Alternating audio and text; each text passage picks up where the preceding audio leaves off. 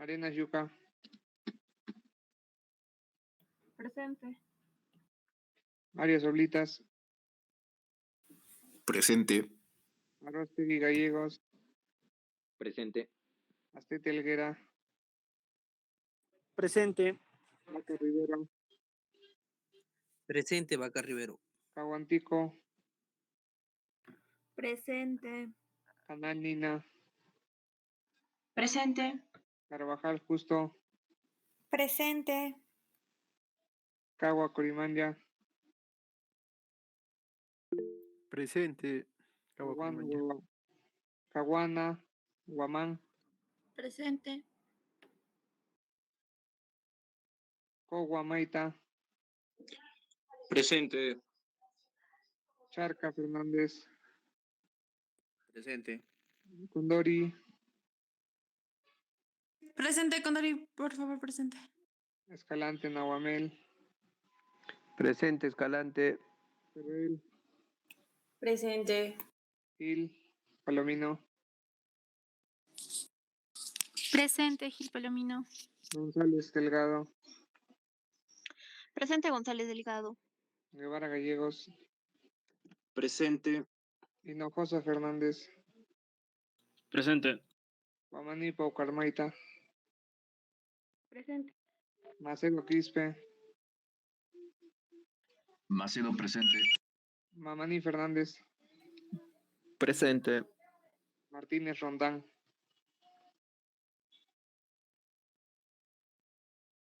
Molinari Jara. Presente. Nina Aima. Presente. Pacheco Vargas. Presente. Pacori. Pacori, presente. Papa García. Presente, buenas noches. Paucar Aguirre. Buenas noches. Presente, buenas noches. Pilares Roque. Presente. Pineda Espinosa.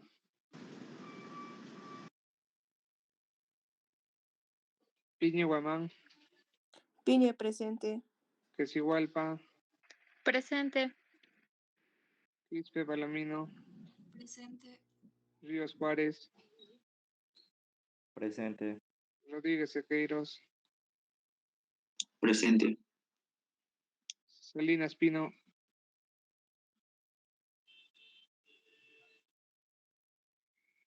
Salwa.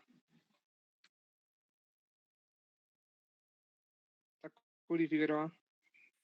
Presente, buenas noches. Buenas noches. Humedes Omonte. Presente. Buenas tardes. Buenas tardes. Vargas Jurado.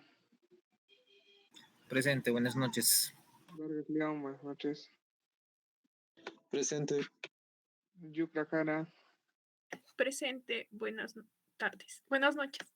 Buenas noches. Sara Teterán. Zárate presente. Buenas noches. Buenas noches. Doctor, esa sería toda la lista. Podría comenzar.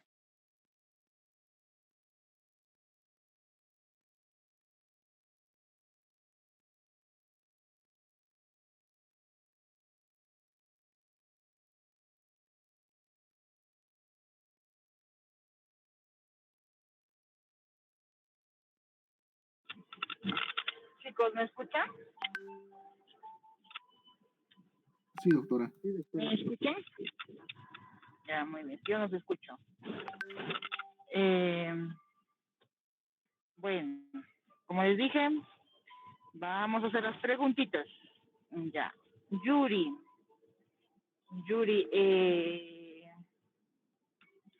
dime dos medicamentos. Dos medicamentos, a ver qué te pregunto. Inhibidores de la CGLT2.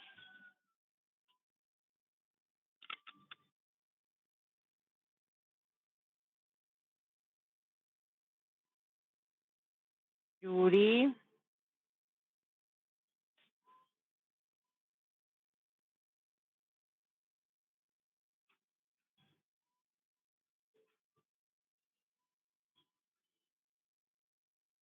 Doctora, buenas noches. Ay, doctora.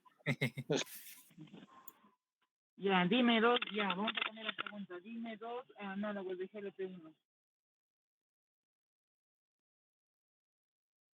Disculpa, doctor, ¿me puede volver a repetir la pregunta? Ya, dime dos medicamentos análogos de GLP-1.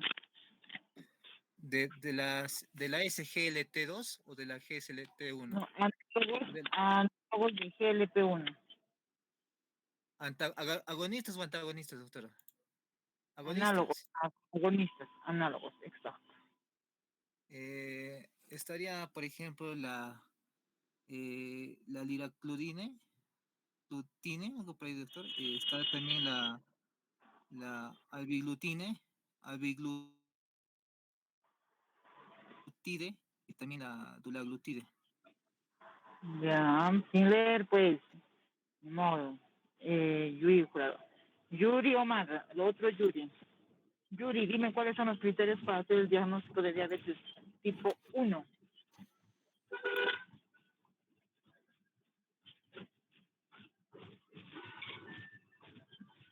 Yuri Omar. Presente, doctora. No se le escuchaba muy bien, disculpe. Ya, ¿cuáles son los criterios para hacer el diagnóstico de diabetes tipo 1? Ya, doctora. Tendríamos que tener una glucemia de 200 miligramos por decilitros en cualquier momento del día, una glucemia en ayunas que debería ser mayor a 126 miligramos por decilitro.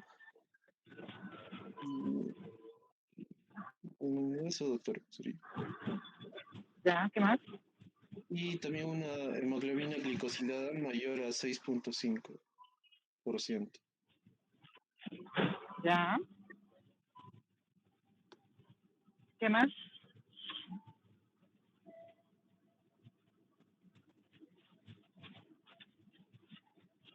Yuri Omar, falta uno.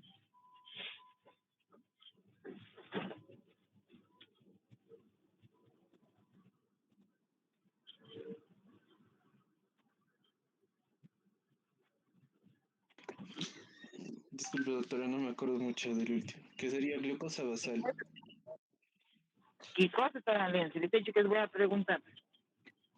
Stephanie. Sí, doctora. Stephanie, criterios para hacer el diagnóstico de diabetes. Para diabetes gestacional hay de un paso y de dos pasos. El de un paso es un test de tolerancia a la glucosa con glucosa anhidrida, donde se va a tomar la glucosa basal a la 1 hora, a las 2 horas. Y para estos criterios tenemos que tener que en ayunas la glucosa sea mayor a 92 miligramos por decilitro. En 1 hora tiene que ser mayor a 180 miligramos por decilitro. Y en 2 horas que sea mayor a 153 miligramos por decilitro. ¿Ciento cuánto? ¿A las 2 horas? A las 2 horas 153. Muy bien.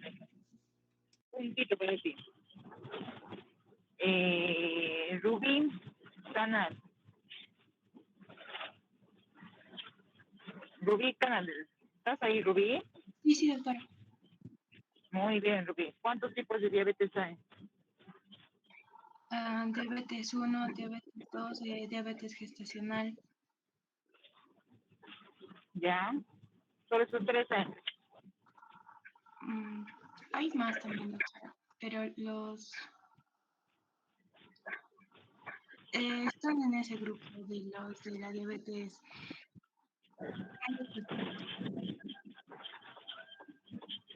Ya. Reinaldo Aldair.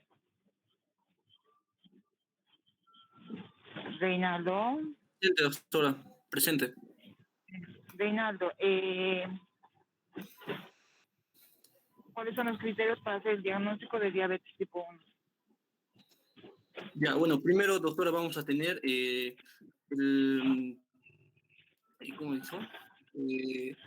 A miligramo. En ayunas vamos a encontrar primero lo que es la glucosa, tiene que estar en mayores a 200, claro. ¿Cómo era? No, me estoy confundiendo. Glicemia en ayunas era menor de 126, no, mayores a 126 miligramos por decilitro. Después había la glucemia al azar, era en cualquier 200 también miligramos por decilitro. Bueno, ahora vamos a tener que la hemoglobina glicosilada, esta tenía que encontrar en mayores a 6.5%, si no me equivoco, y la otra era una glicemia, era mayor a 200, pero con una sobrecarga de glucosa, creo, eh, a las 2 horas, o a las 2 horas, creo, doctor, algo así. Ay, reina, ay, con ustedes si se pasan. Les digo estudien y no estudian. Les digo no estudien y van a estudiar seguro. No, pues, ya. Milton Acuña. Milton, ¿cuáles son los criterios de prediabetes?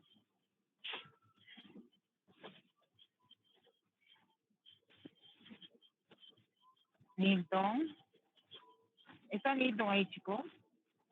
Sí, doctora. Dijo diabetes, ¿no, doctora?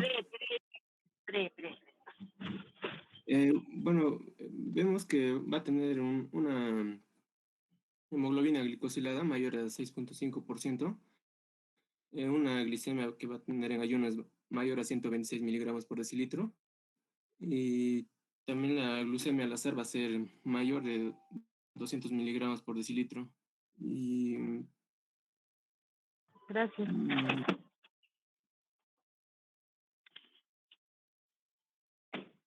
Milton, ¿de dónde has sacado tu bibliografía que ahora 120 en ayunas? Chicos. 140.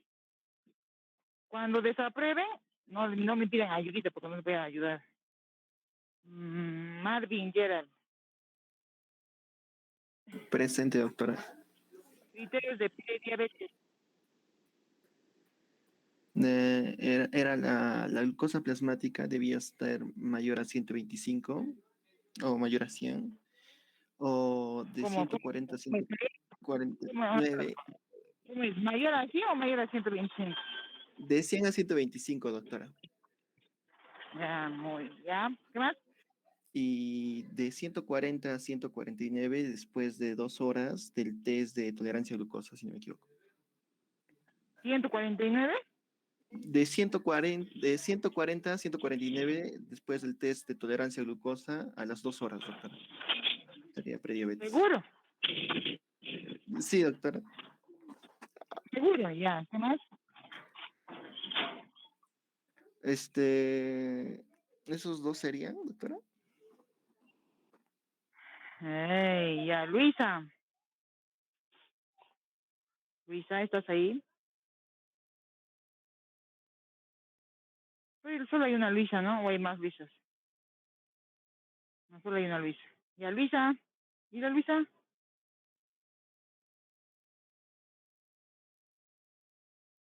Chicos, ¿está Luisa ahí? Ya, no está la Luisa, ya fue la Luisa, menos puntaje. Harvey.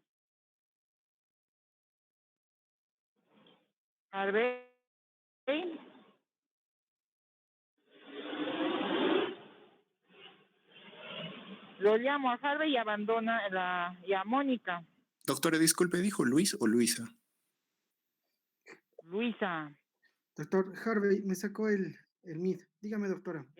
Muy bien, ya. Harvey, criterios de prediabetes. Estoy bien, doctora. Los criterios para prediabetes es la glucosa plasmática en ayunas de 100 a 125. Y 2 horas después de la carga de glucosa sería de mayor o igual a 140 a 199, ¿no? Que se establece como una intolerancia a la glucosa. Y de ahí el HbA entre 5.7, bueno, la hemoglobina glucosilada entre 5.7 y 6.4. Ese sería, doctora.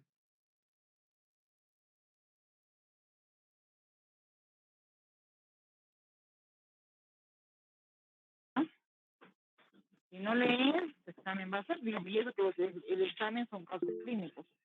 Pero ustedes para resolver un examen,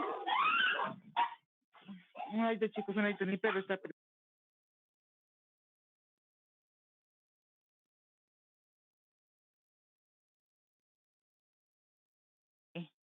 como les decía, tienen que leer. El examen son casos clínicos, pero ni si no saben la definición, va a ser más difícil analizar los casos clínicos. Ya, vamos a empezar. Ya, niñas. Chicos, disculparán, como estoy en mi casa, los señores Doctora, perros disculpe. ladran.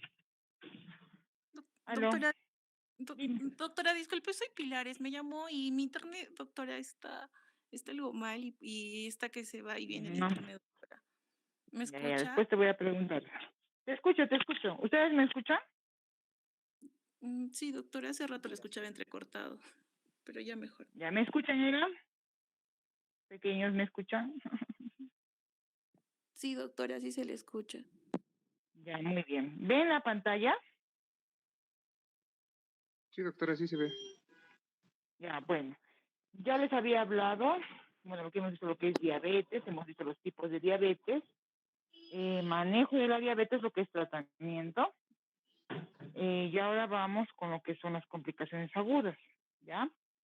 Bueno, acá es complicaciones agudas en diabetes tipo 1, tipo 2 y otro tipo de diabetes, y diabetes gestacional también. En cualquiera de estos tipos de diabetes hay las complicaciones agudas, lo cual se llama las crisis hiperglicémicas. Entonces, las crisis hiperglicémicas que vamos a tener es la cetoacidosis diabética, tenemos lo que es el estado hiperosmolar y también tenemos lo que es el estado mixto. Entonces, como introducción, la cetoacidosis diabética y el estado hiperglicémico hiperosmolar también se le conoce o estado hiperosmolar. Son emergencias agudas que son muy mortales si es que no se trata a tiempo que en los pacientes con diabetes tipo 1, tipo 2 u otro tipo de diabetes. Bueno, vamos a empezar con lo que es la cetoacidosis, ¿ya? La cetoacidosis diabética se define por una tríada, hay hiperglicemia, acidosis metabólica y cetonemia.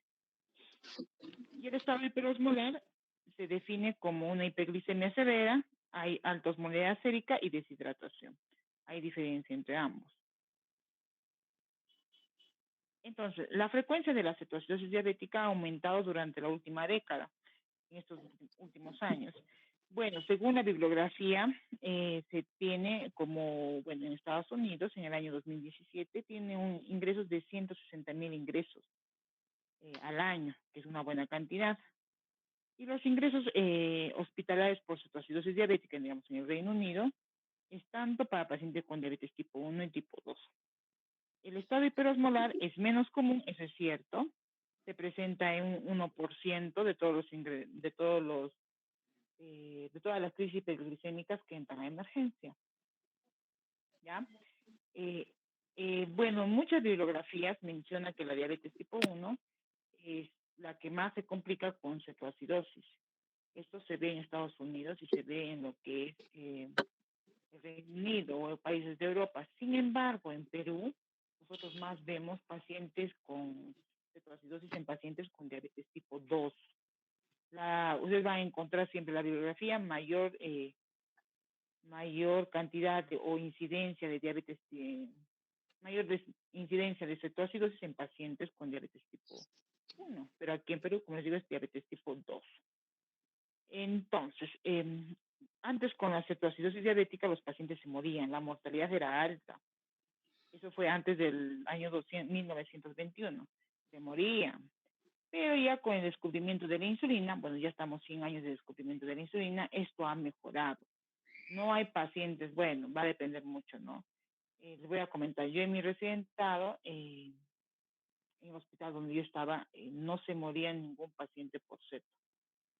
Ingresaba con ceto, pero podría haber otra causa, pero no se moría por la cetoacidosis.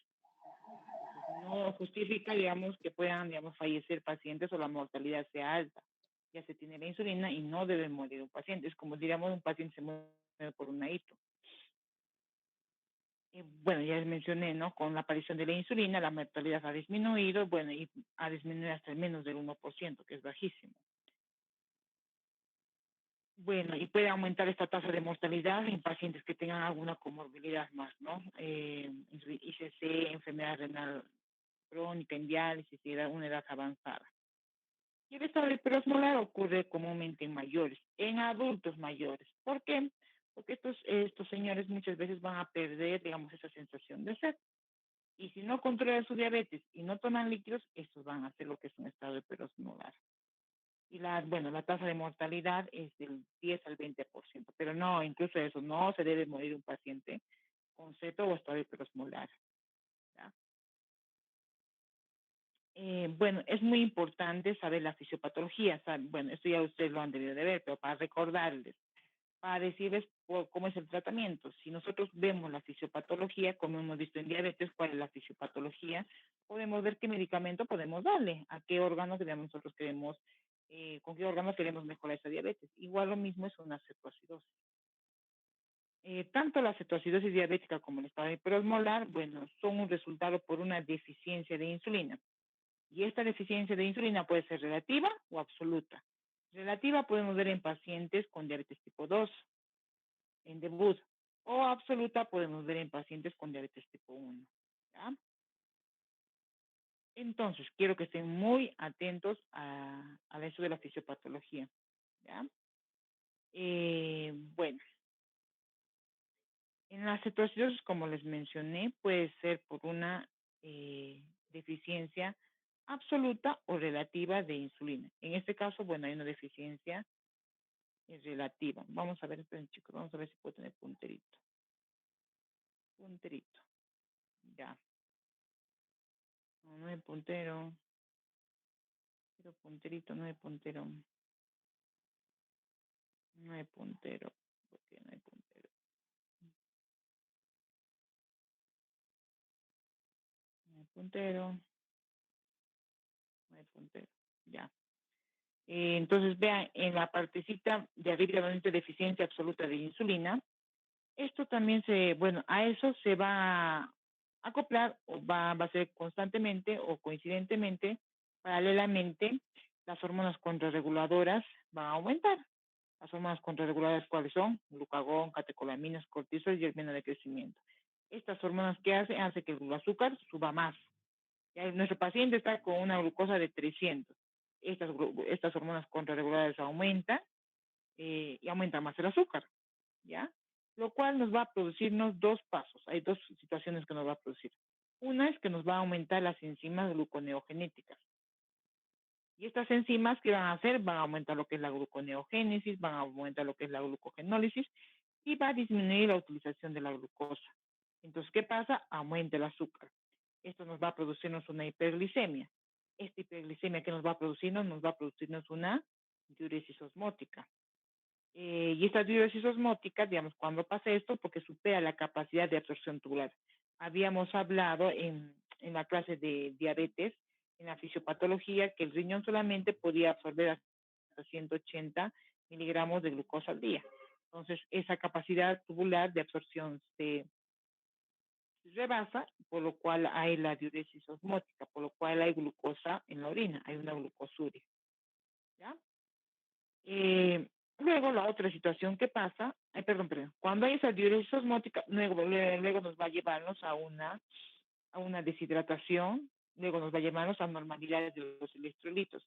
Bueno, en el caso de la deshidratación podemos tener de un 50 a 100 ml de deficiencia de agua por kilogramo peso.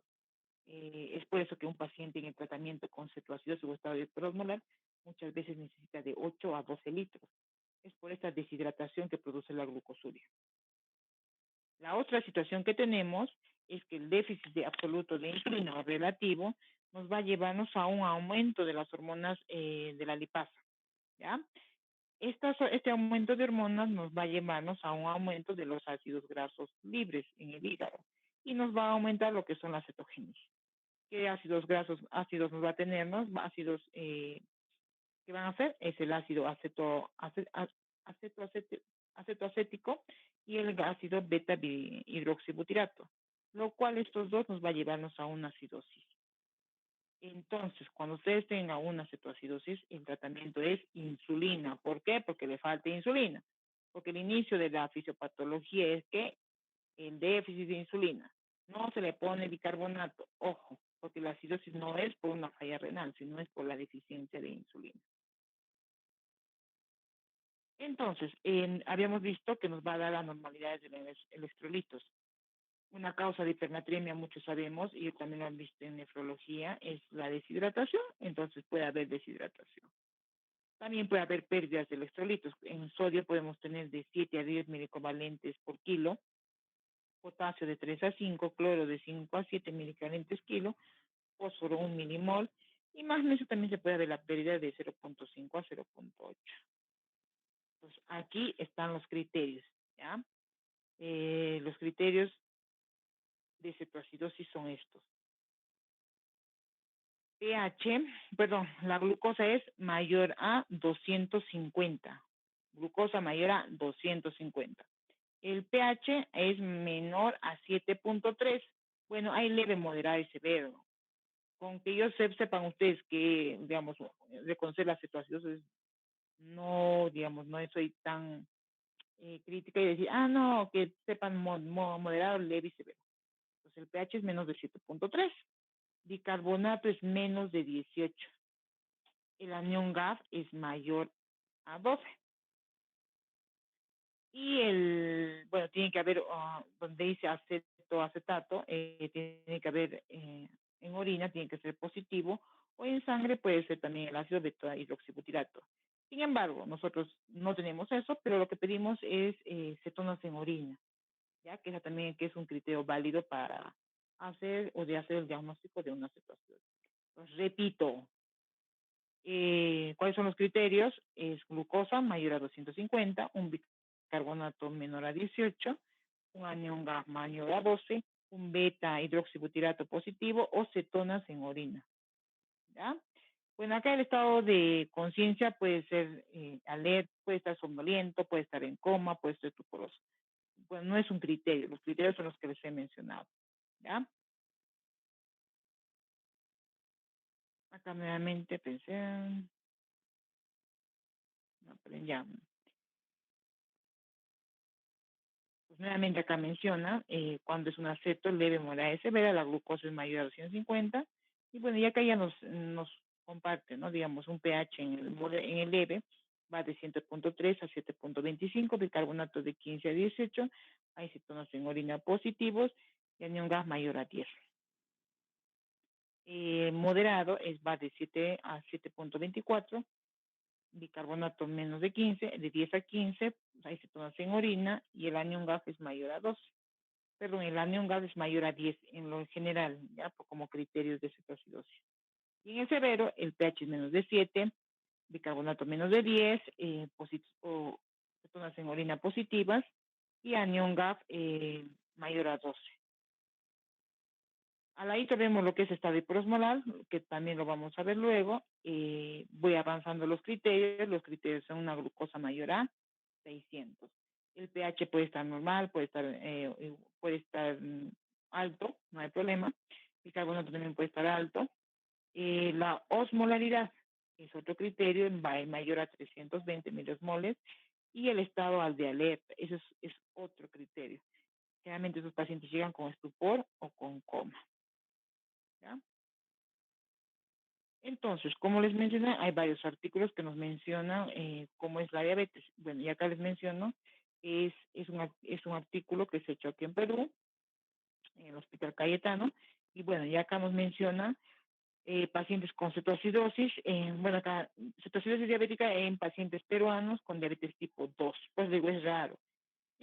Para los europeos y para los estadounidenses, que un paciente con diabetes tipo 2 llegue en ceto, bueno, es no hacer con seguimiento, no hacer analítica a un paciente, ¿no? En Estados Unidos no llegan, pues ellos tienen sistemas de salud más integrados, ellos ven lo que es atención primaria, entonces captan a sus pacientes y continúan con el tratamiento. En cambio, acá los pacientes en Perú ya llegan cuando ya su glucosa está en 600, 350 con ceto. Eso no es por lo ideal. Pues, y en estos pacientes se evidenció, como ustedes ven, que en quien más se ve son en los varones, con un sobrepeso, incluso hasta obesidad, de estos pacientes, un 31% no sabía que tenía diabetes y otros han debutado con diabetes.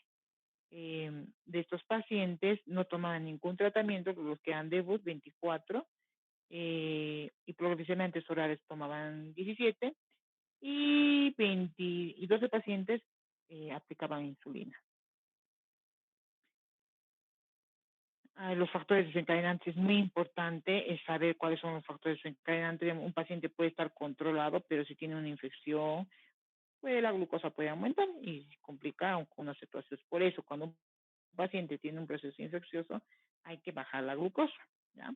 Y en este estudio, bueno, que ninguna causa se ha identificado, 13 pacientes con infección eran 16, que aquellos que no continuaban el tratamiento, eso es importante. Los pacientes no pueden dejar el tratamiento hasta que el médico diga que deje el tratamiento. Hay pacientes con diabetes que se sienten a los 3 meses bien y sí, no dejan de tomar el medicamento. No, está prohibido, ¿ya? Y bueno, y en la tablita 2 vamos a ver cuáles eran las alteraciones bioquímicas. La glucosa mía llegaba a los pacientes con más de 457 de glucosa, el pH 7.15 y carbonato 7.73, como si fuese una ceto severa. El sodio está normal, potasio normal, cloro normal, osmolaridad normal, creatinina, miren ustedes, está con 1.67, lo cual nos dice que podría estar haciendo una falla renal aguda o una falla renal crónica. Y la hemoglobina glicosilada está a 12.08, claro, ¿no? Si los pacientes no controlan, van a tener glicosiladas altas. Entonces, el diagnóstico, ¿cómo hacemos el diagnóstico? Historia clínica, preguntar qué enfermedades tiene, hace cuánto tiempo se le ha hecho el diagnóstico, qué medicamentos actualmente para tomar diabetes. Si no toma medicamento para diabetes, espectacular. Tenemos que poner no toma medicamento. Y pues esa podría ser la causa por la que he hecho el aceto. O si tiene fiebre, ¿no? Vamos a saber por qué la fiebre, puede ser una hito, puede ser una neumonía. Y ahora con esto del COVID, nosotros los endocrinólogos hemos visto una cantidad de pacientes que han debutado con ceto y otra cantidad de pacientes que han dejado de tomar el tratamiento y te puedan entrar en ceto. Y por el mismo COVID, pues la mortalidad ha sido alta en estos pacientes. Pues el COVID ha sido una enfermedad para ellos, ¿no? Que ha sido desencadenante de su cetoacidosis. Entonces, ¿qué teníamos que hacer? Tratar el COVID y luego, digamos, y en estos pacientes con COVID se les da dexametasona. ¿Qué hacen los corticoides? Aumentan la glucosa. Muchos de ellos han utilizado insulina. El tratamiento para pacientes con COVID es insulina, ya en la mayoría. A menos que esté utilizando 1 litro, 2 litros, donde ahí no se coloca corticoides, bueno, se puede colocar hipoglicemiantes orales, pero con los de COVID se da insulina. Por eso es muy importante la historia clínica y la anamnesis. Muy importante. Al paciente, ya, niñas, ya, soy chicos, mis perritos son niñas, ya, Elena. Entonces, cuando ustedes van a estar en su internado o van a estar en su rural o pueden estar haciendo su serum, lo que a mí me interesa es que ustedes hagan un manejo. Pero, un ratito, chicos.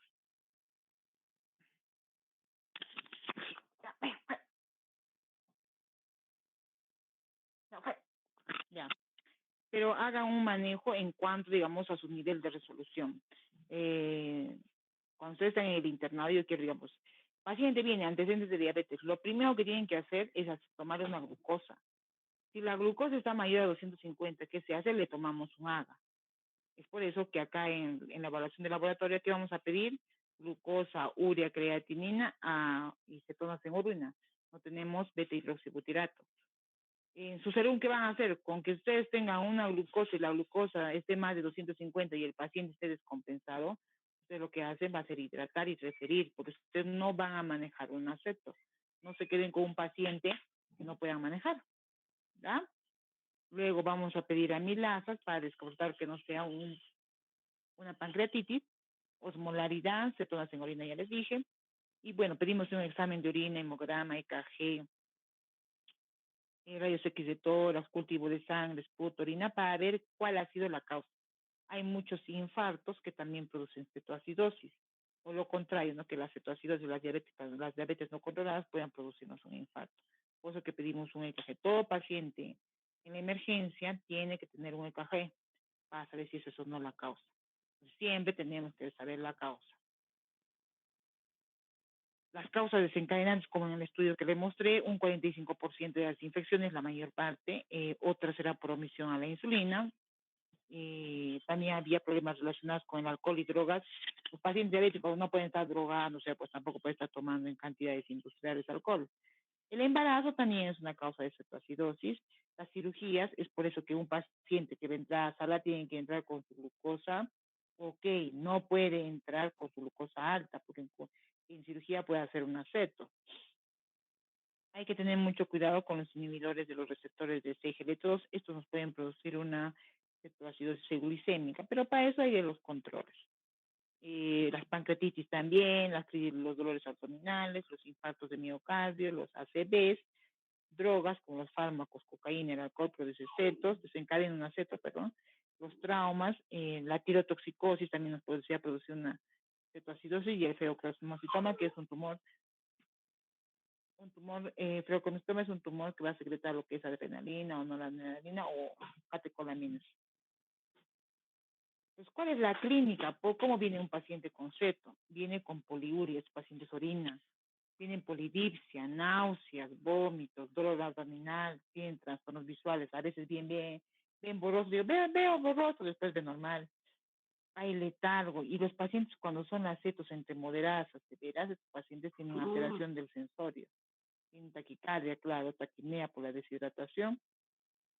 La respiración es una respiración acusmaul acidótica. Entonces estos pacientes, como tienen una taquipnea, van a ver ustedes, respiran pues así rápido, respiran, ¿no? Muchas veces, si ustedes se acercan, bueno, van a oler un olor a manzana, afrutado, pues se le dice. Incluso el cuerpo mismo del paciente huele así, ¿ya? Entonces esa es la clínica.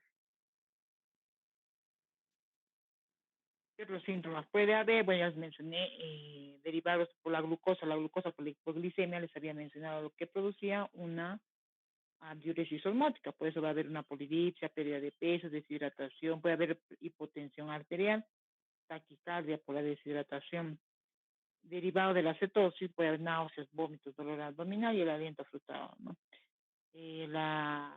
Por la acidosis metabólica que va a tener este paciente, va a tener una respiración de Kussmaul.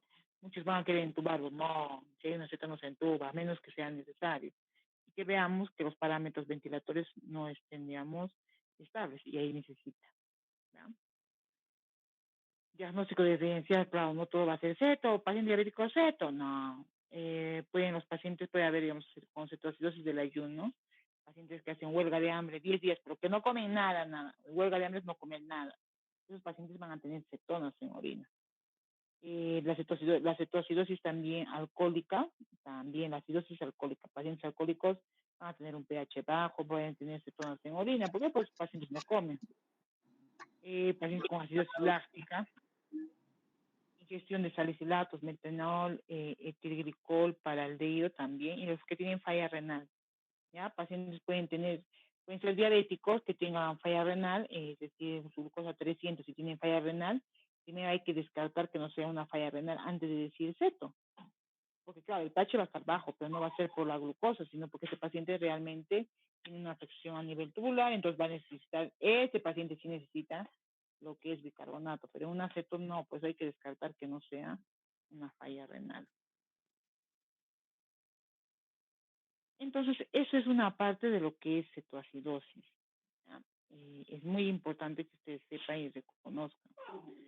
Lo otro es la fisiopatología del síndrome hiperosmolar, del estado hiperosmolar. Entonces, en este estado hiperosmolar, como habíamos visto, se da en pacientes adultos mayores, en diabéticos tipo 2, es más frecuente un diabetes tipo 1, es raro ver un estado hiperosmolar, más esto es en adultos mayores y en tipo 2. Al igual que en la cetoacidosis, si vemos la fisiopatología, hay una deficiencia relativa de insulina, ¿ya? Igual se activan las hormonas contrarreguladoras, que habíamos visto que es el cortisol, glucagón, hormona de crecimiento y catecolaminas. Al producirse este incremento, lo que nos va a llevar son dos situaciones.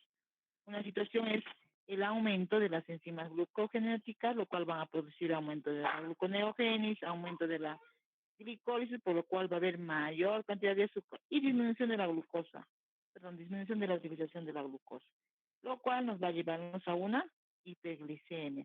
Y la hiperglicemia que nos produce tiroides osmótica, y esta tiroides osmótica nos va a producir alteración en los electrolitos, hay deshidratación, lo cual nos va a llevarnos a una hiperosmolaridad, ¿ya?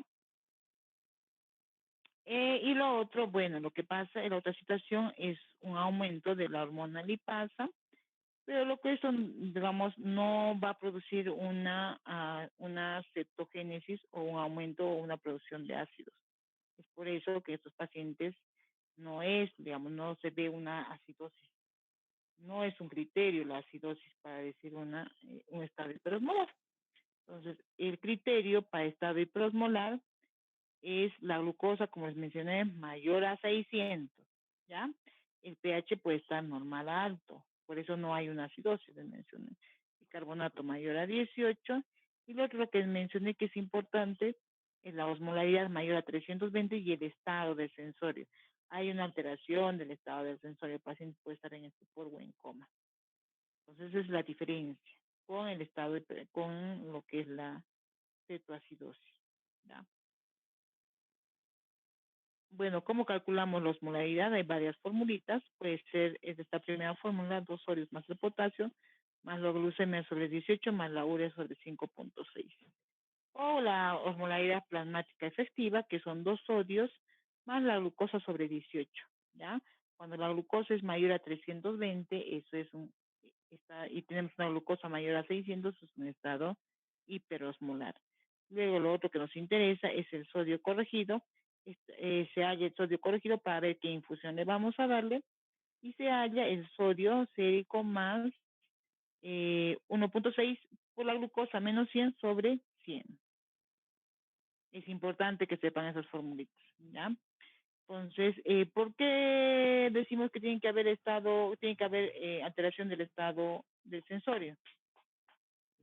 Porque vemos que de acuerdo va subiendo el estado, la osmolaridad, y también el estado de sensorio o el estado de alerta va disminuyendo. Un paciente con 320 a 350 todavía está alerta, te habla, te cuenta la enfermedad, pero un paciente que la osmolaridad llega a 400 es un individuo que está en coma, un paciente con coma, ¿no? Y por eso les digo, mayor la osmolaridad, mayor es el deterioro del estado de alerta. Las causas desencadenantes, al igual que en la cetoacidosis, pueden ser varias, ¿no? Una de las causas son las infecciones, neumonías en un 40-60%, pueden ser las citus también, se ha evidenciado de un 5 a 16%, pero también hay otras afecciones, ¿no? Como una enfermedad cerebrovascular, los infartos de miocardio o un trauma, ¿no? Pues las fracturas, caídas en los abuelitos. El riesgo de estado hiperosmolar aumenta la menos ingesta de líquidos. Esto se debe a que los mecanismos de sed están alterados con el envejecimiento. Y eso es por eso que se producen más abuelitos. Y bueno, como hay disminución de los mecanismos de la sed, bueno, hay incapacidad para acceder a los líquidos, ¿no? Los abuelitos no toman agua. Se olvidan que tienen sed. Es por eso que en ellos es más el estado hiperosmolar. La clínica, al igual que en la cetoacidosis, va a haber visión borrosa, sed, poliuria, polidipsia, mucho apetito, pero lo que hemos mencionado que hay una alteración del sensorio en pacientes con estado hiperosmolar. La clínica, por la osmolaridad, va a haber una alteración del estado de conciencia, ya les mencioné eso.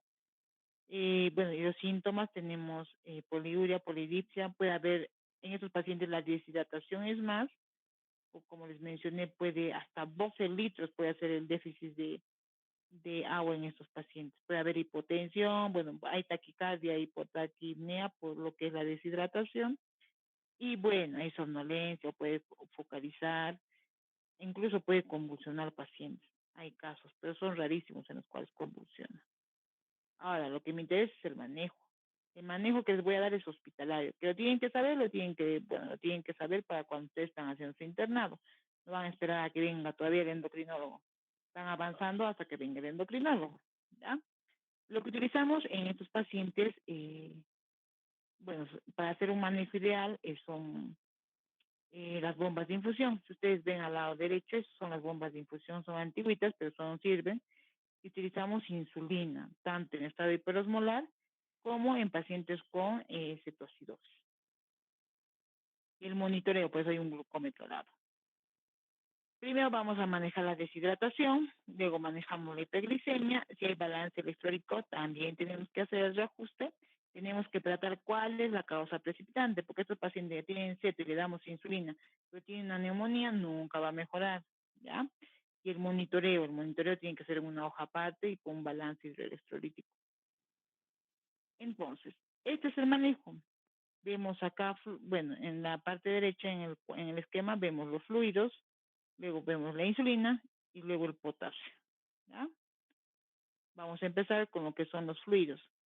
A los pacientes, ni bien llegue un paciente que ustedes vean en la emergencia o en su serum, lo primero que tienen que hacer es hidratar. ¿Y con qué hidratamos? Hidratamos con cloruro de sodio.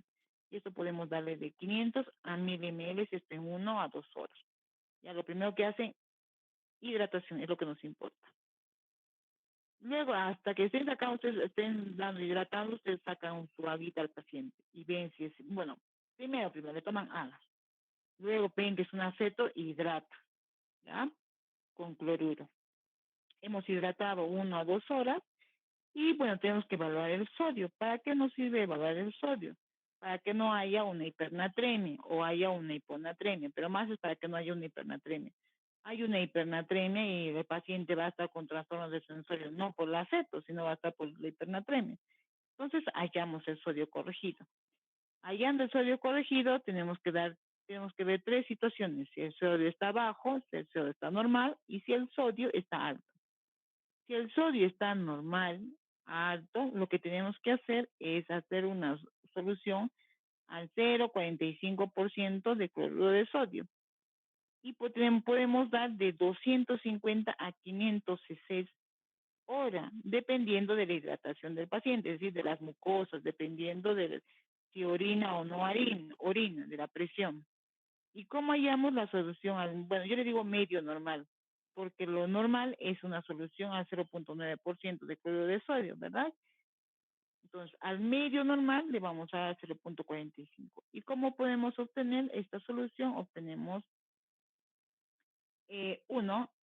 sería mezclando la mitad de cloruro de sodio, 500 ml, con agua destilada con otros 500 ml. Lo otro es tener nuestro agua destilada y colocarle hipersodio o cloruro de sodio al 20%. Podemos ponerle una ampollita. ¿Por qué decimos uno normal? Porque sabemos que un cloruro de sodio va a contener 154,000 equivalentes de sodio, ¿verdad? Pues, al medio normal sería 77. Entonces, lo que aproximamos y más tenemos, lo que se aproxima más al medio normal sería las ampollitas al 20% de sodio, que tiene ¿cuánto? Tiene 68,000 equivalentes. Entonces, si queremos ser exactos y decir 77, podemos hacer un cálculo, regla de 3 y sacar 77. Pero para hacerlo más rápido y más práctico, utilizamos por eso agua destilada más una ampolla de hipersodio, que esa es una solución al medio normal. Entonces, eso colocamos de 250. Si es que el sodio está normal a alto. Sin embargo, si el sodio está bajo, le colocamos solamente su cloruro de sodio al 9%. No hay problema, continúa. Y hidratamos igual con 250 a 500 ml hora, chicos. No es en todo el día, hora. Y cuando la glucosa baje menos a 200, vamos a cambiar la solución y la vamos a cambiar a dextrosa. Y vamos a cambiar a la solución a dextrosa, puede ser al uno normal o al medio normal. Uno normal es decir que va a necesitar 2 sodios y medio normal es que le pongamos la dextrosa con un sodio. Esto va a depender de acuerdo al sodio como encontremos, ¿ya? Paralelamente estamos hidratando, como les he mencionado, colocamos luego la insulina, ¿ya? Y bien, entre el paciente lo que hay 2 opciones que podemos tener, es ponerle la insulina endovenosa o podemos poner subcutánea. En estos casos, lo más rápido que tenemos endovenoso no hay problema. ¿Y cuánto es la dosis? Colocamos de 0.1 kilogramos peso en bolo. Es decir, tu paciente pesa 90 kilos, entonces cuando le colocas a 0.1 multiplicas y te va a salir 9.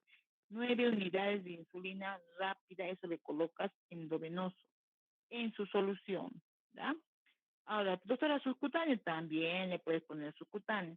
El problema es que cuando hay pacientes con hipotensión, digamos, esa insulina no va a llegar rápido para bajar la glucosa, va a quedarse ahí en tejido subcutáneo. Entonces, no. Ahora, si usted ya en su serum van a tener insulina, lo cual dudo, porque en un establecimiento que 1.4 tiene insulina, bueno, le pueden colocar, ¿no? A 0.2 cada 2 horas. Es decir, si pesa 90, le pondrían 18 unidades cada 2 horas hasta que esté mejor. Pero en el caso de ustedes hechos cetoacidosis lo refieren, ¿ya? Ya, el paciente, bueno, ya le hemos puesto su bolo. Sabemos que la cetoacidosis, ¿por qué? Por la deficiencia de insulina. Entonces tenemos que continuar con insulina. Y esta insulina es, la insulina se coloca en bomba de infusión. Entonces, preparamos. ¿Cómo se prepara? Se prepara 100 unidades de 100 unidades de insulina R en 100 cc de cloruro de sodio.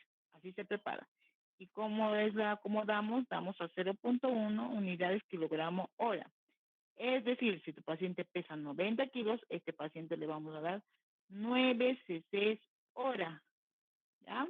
9 cc hora. Doctora, porque 9 cc es 15 unidades, ya. Una unidad, en una unidad va a estar disuelto en un ml. Entonces, por eso que, pues la dilución es 100 unidades en 100 ml. Cada ml de cloruro va a tener una unidad de insulina. Por eso que vamos a colocar a 4 cc hora. Digamos, si el paciente pesa 40, si el paciente pesa 90, vamos a colocar 9 cc. Que sería 9 unidades hora que le estamos dando al paciente. ¿Ya? Medimos la glucosa cada 2 horas, es el monitoreo. Y cuando la glucosa esté en menos de 200, en cetoacidosis y menos de 250 en estado hiperosmolar, cambiamos el tipo de insulina. De la insulina rápida en infusión va a pasar a una insulina subcutánea de acción prolongada. ¿Ya? Pero este paso es cuando la cetoacidosis se resuelva. Mientras tanto, no. Ese es lo otro que tenemos. Paralelamente a la hidratación, ponemos la insulina. Y también paralelamente nos fijamos el potasio. Entonces, el potasio es muy importante. ¿Por qué? Porque la insulina lo que hace va a hacer que va a meter el potasio al intracelular produciendo una hipocalemia. Para eso es importante ver el potasio y lo vamos a ver en el AGA. Entonces, si el potasio en la primera cuarto dice es menor a 3.3 milimoles litro, muchos dicen que se suspende la insulina, pero no. Podemos ponerle retos de potasio por el CBC, que los pacientes con CETO tienen CBC, y es con 2, 3 retos de potasio y continuar con la infusión de insulina. Lo otro que hacemos es cuando el potasio está mayor a 5, no se le coloca insulina. Se le coloca la solución, el cloruro, sin potasio, ¿ya? Y la otra situación es cuando tengamos el potasio menor a 5 y mayor a 3.3. Entonces, ¿qué hacemos? En estos pacientes colocamos una ampolla de cloruro de potasio en la solución. Es decir, si el paciente se está hidratando con cloruro, más una ampolla de potasio. Si el paciente se está hidratando con una solución al medio normal, a 0.45%, o una ampolla de potasio, para que no se produzca una hipocalemia. Entonces, ya. Nos habíamos quedado en eso de los fluidos. Habíamos mencionado que cuando la glucosa baja a 200, tenemos que cambiar a una solución con dextrosa, ¿verdad? ¿Y esto por qué? Porque nosotros le estamos colocando la insulina. Y si le seguimos hidratando con cloruro, lo que va a pasar es que va a ser hipoglicemia, porque está recibiendo insulina y está hidratándose. Cuando baja la glucosa a 200, hay que cambiar a dextrosa. ¿Para qué? Para que este paciente podamos seguir dándole insulina, que sabemos que la causa es la déficit de insulina, y con la dextrosa mantenga las glucosas mayor a 140. ¿Ya? Y la insulina, en esta parte, cambiamos de insulina subcutánea a insulina, perdón, de insulina en infusión a insulina subcutánea, cuando ya vemos que la cetoacidosis se ha resuelto. Cuando se ha resuelto, recién cambiamos a insulina subcutánea. Mientras tanto, no. Tiene que seguir con insulina en infusión y con su dextrosa. Bueno, hemos visto que hay un déficit de algunos electrolitos. En el caso del fosfato, se ha visto que también hay un déficit, pero bueno, no hay ningún estudio en el que nos diga sí que tiene que hacerse el reemplazo de fosfato para que pueda mejorar el aceto. No hay ningún estudio todavía. Bueno, ahora, si vemos que la terapia con insulina disminuye el fosfato, tendríamos que ver si hay o no hay una hipocalcemia. Si hay hipocalcemia, bueno, tendríamos que corregir el fosfato, ¿ya? Entonces, la Asociación Americana de Diabetes recomienda que se dé de 20 a 30 milimoles de fosfato en pacientes que tengan disfunción cardíaca o tengan anemia o depresión respiratoria.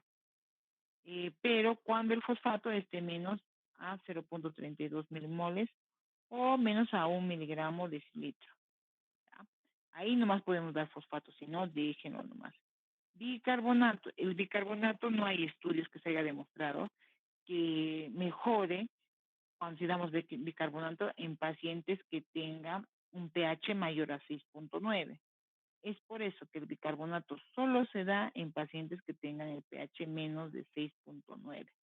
No se debe dar bicarbonato en pacientes mayor a 7, ¿ya? Se ha visto algunos estudios en los cuales ha demostrado que el bicarbonato, le han dado bicarbonato en pacientes con 7.1 de pH y ha empeorado. ¿Y por qué? Porque se asustan, porque el bicarbonato, ¿cuánto sale? Digamos, sale el pH 7.3 y el bicarbonato nos sale 3. ¡Ay, no! Va a ser más, se va a morirse. No, no es por la deficiencia de bicarbonato, la cetoacidosis, les mencioné, es por la acidosis que produce por la deficiencia de insulina. Entonces, solamente se da bicarbonato en pacientes con pH menos de 6.9. ¿Cuándo decimos que está resuelto un aceto? Cuando la glucosa está menos de 200, cuando el pH está mayor a 15, perdón, el bicarbonato está mayor a 15, el pH está mayor a 7.3 y la brecha aniónica está menor a 12. ¿Ya? Y en paciente en estado hiperosmolar decimos que se ha resuelto el cuadro cuando la osmolaridad está normal y el paciente recupera el estado de conciencia. Bueno, y acá la glucosa tiene que estar menos a 250. Cuando se ha resuelto, les mencioné que de la insulina en infusión vamos a pasar a insulina de acción prolongada. ¿Qué insulina de acción prolongada tenemos? Y ya les he mencionado en la clase, tenemos la de Gludel, tenemos la Lantus, tenemos la de Temir, Tuyeo, Glargina, ¿ya? Las insulinas en lapicero. O lo otro que se utilizan son las insulinas humanas, digamos en este caso la NPH, que hay que ponerse con jeringuita, si ven ustedes ahí la jeringuita. En cambio, con lapicero es más fácil el uso de las insulinas. Si queremos colocar nosotros una insulina subcutánea, podemos empezar con una dosis de 0.5 a 0.8 kilogramos por día. Eso nosotros lo manejamos. Es que les digo esto para que ustedes tengan conocimiento. Entonces, el paciente ya ha resuelto la cetoacidosis de acuerdo a los criterios que les he mostrado en la anterior diapositiva. Entonces, ya hay que darle insulina en subcutánea de acción prolongada. Entonces, ¿cómo hacemos el cambio? Les mencioné que el tiempo de acción de las insulinas de acción prolongada es de 1 a 2 horas. Lo que hacemos en estos pacientes es darle la insulina infusión, aplicarle la insulina, perdón, la insulina subcutánea y sigue todavía con la insulina en infusión. ¿Por qué? Porque el inicio...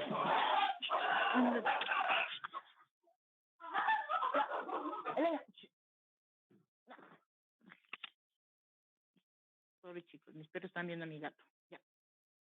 Ya me he hecho olvidar esto. Entonces, el tiempo de acción de inicio de las insulinas de acción prolongada es 2 horas. Si nosotros le quitamos la insulina en infusión a estos pacientes, pueden hacer nuevamente una hiperglicemia y ceto. Es por eso que se les suspende la insulina en infusión a la 1 o a las 2 horas de haberle colocado la insulina subcutánea. ¿Ya? Y un paciente con cetoacidosis se va a casa con insulina, no con metformina. Insulina, bueno, también puede irse con la metformina, pero no puede dejar la insulina. Recuerden que la cetoacidosis es por un déficit de la insulina. Y si se da de alta sin insulina, va a ser nuevamente cetoacidosis y va a regresar. ¿Que se le va a quitar la insulina progresivamente? Sí, eso es cierto. Pero por lo menos viendo cómo va la glucosa no se le quita digamos, durante la hospitalización o durante por lo menos un mes. Y eso es todo. ¿Alguna duda? Hemos avanzado rapidito.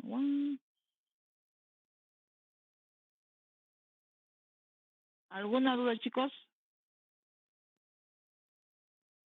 ¿No me escuchan? Ya, como no tienen dudas, yo voy a preguntar. ¿Dónde están?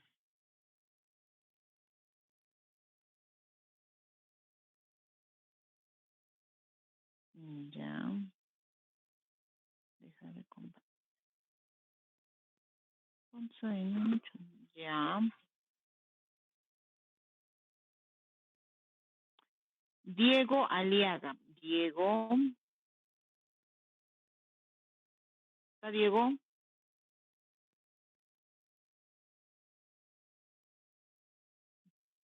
No está Diego. Juan Diego, ¿estás por ahí? Ya, ponle falta a Diego Aliaga, ¿ya? ¿Quién está? La clase, la clase, le pones falta. Ya. Siguiente. ¿De dónde están los demás? ¿Qué pasa con sus compañeros? 1, 2, 3, 4, 5, 6, 7, 8, 9, 10, 11, 12, 13, 14, 15, 16, 17, 18, 19, 20, 21, 22, 23, 24, 25, 26, 27, 28, 29, 30, 31. ¿Qué pasa con los demás compañeros? Ya, voy a tomar una captura de pantalla y les pones la lista. Los que no están en mi captura de pantalla faltan. ¿Sí no?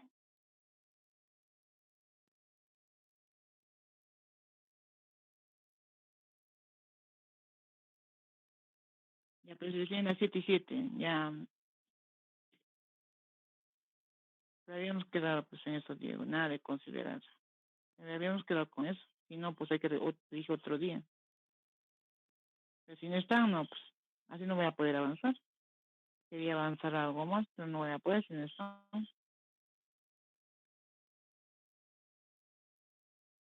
Solo los que están en mi captura de la pantalla que te voy a mandar, me mandas la lista. Los demás tienen falta. Si no, ¿cómo es? Se salen y después la clase no termina. Y cuando den su examen, ay, ya me amargué ya. A la próxima clase empieza las exposiciones, ya. Puedo llamar cualquier grupo, cualquier expone. Ya, chicos, vayan a ver. Te voy a mandar la captura de pantalla, Diego, ¿ya? Y me mandas la lista de las asistencias para colocarlo de una vez en las clases. Pero Gracias, doctora. Buenas noches, doctora. Doctorita, disculpe, buenas noches. Doctorita, una consulta. ¿Este va a ser el horario habitual? Porque si algunos tenemos este cruce de 7 a 9, o de repente se podría establecer otro horario diferente. Bueno, es una consulta. Bueno, yo les había planteado, ¿no sabes? Pero tienen clases, digamos. No puedo yo hacerles clases a las 10 de la noche, 8 de la noche. Eso para mí es inhumano. Si no, se tiene que hacer temprano, pues. Como dice en el rol, de 7, pero de 6:30 a 7:30. Voy a hablar con su compañero, con el delegado, ¿ya? Gracias, doctora. Ya, ok.